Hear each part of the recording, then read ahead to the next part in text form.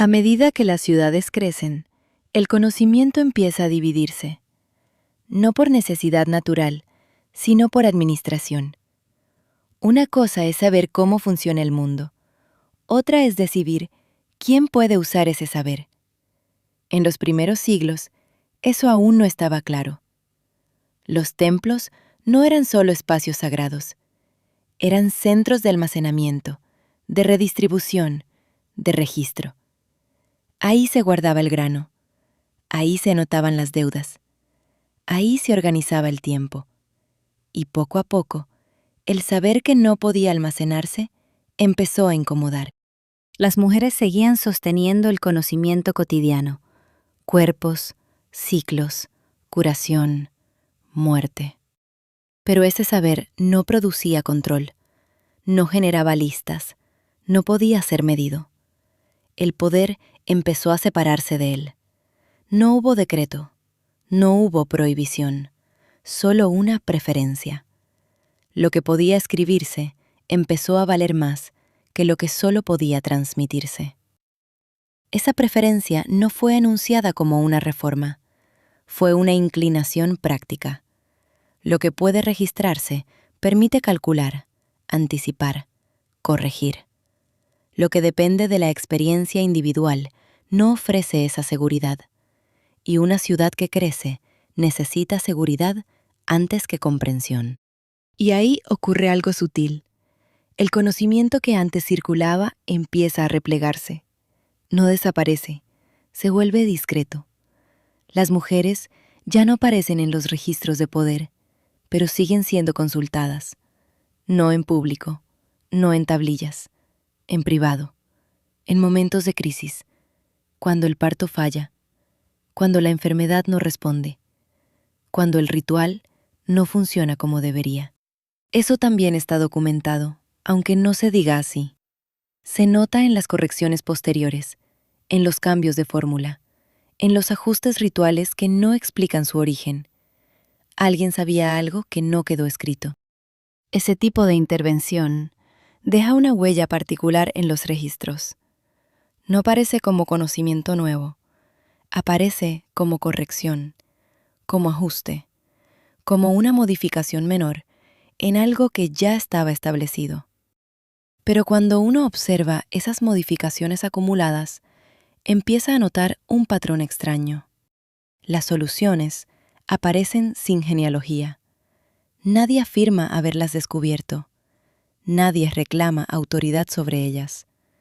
Simplemente aparecen, y luego se integran al sistema como si siempre hubieran estado ahí. Kugbao pertenece a ese umbral. Su nombre aparece justo cuando el poder político y el poder sagrado aún no están completamente separados, pero ya no son lo mismo. Ella gobierna sin que sepamos desde dónde, no como suma sacerdotisa, no como figura ritual central. Gobierna como si entendiera qué mantiene unida a la ciudad. Eso es lo que la vuelve incómoda a medida que el sistema madura. Porque cuando el poder se vuelve estable, ya no necesita comprensión, necesita repetición. Las leyes se fijan, los rituales se codifican, los dioses se especializan. Todo lo que no puede fijarse empieza a quedar fuera, no expulsado, desplazado. Ese desplazamiento no se presenta como pérdida, se presenta como organización. Cada cosa encuentra su lugar. La administración se ocupa de lo que puede contarse. El templo se ocupa de lo que puede repetirse. El hogar se ocupa de lo que no necesita explicación formal. Durante un tiempo, esa distribución parece funcionar sin conflicto. El mundo sigue produciendo cosechas. Las ciudades siguen creciendo. Los templos siguen ampliando su autoridad. Pero algo cambia en la forma en que el conocimiento circula. Antes, quien comprendía algo podía aplicarlo en distintos ámbitos de la vida. Después, cada conocimiento empieza a quedar restringido a su propio espacio. El sacerdote conoce el ritual, el administrador conoce el registro, la partera conoce el cuerpo. Cada uno cumple su función, pero cada uno comprende solo una parte. Esa división produce estabilidad. También produce una pérdida difícil de percibir al principio. Nadie vuelve a ver el conjunto completo. Después de Cuc Bao, no vuelve a aparecer una mujer gobernando desde ese tipo de saber. No porque no existieran mujeres capaces, sino porque el sistema ya no podía sostenerlas ahí. El conocimiento que ella representaba no desaparece, se fragmenta. Una parte queda en los templos, despojada de cuerpo.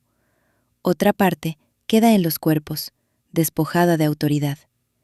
Esa separación es clave.